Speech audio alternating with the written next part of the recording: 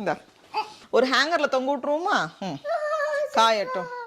இனி அடுத்தது வந்து நம்ம ஆட்டுக்கு வந்து ஒரு காது பண்ண போகிறோம். அதுக்கு வந்து பழைய ஹெட்பேண்ட் இருக்கும்ல, அதை எடுத்து வச்சுருக்கேன். அதில் வந்து ஒரு காது. ஃபஸ்ட்டு நினச்சி இந்த மாதிரி தொப்பி மாதிரி பண்ணி ஃபுல்லாக வைக்கலான்ட்டு பஞ்சு தட்டுப்பாடுங்கிறதுனால இப்போ வந்து நம்ம காதோடு நிறுத்திக்க போகிறோம்.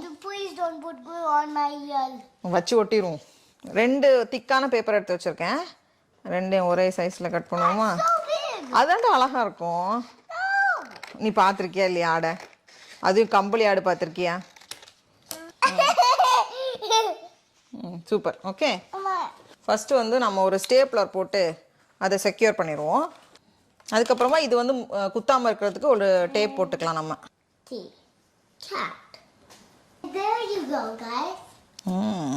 அது 2 காது எப்படி இருக்கு?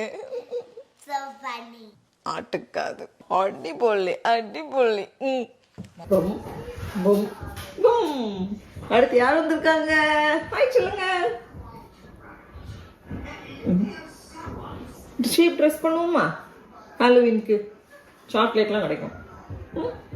இப்போ ஆலருக்கு பண்ணுறதுக்கு வந்து நான் வந்து ஒரு ட்ரெஸ் எடுத்து வச்சுருக்கேன். ஒயிட் கலரில் தான் எடுத்திருக்கேன். அப்புறமா ஒரு தொப்பி, அதுக்கு வந்து ஒரு காது.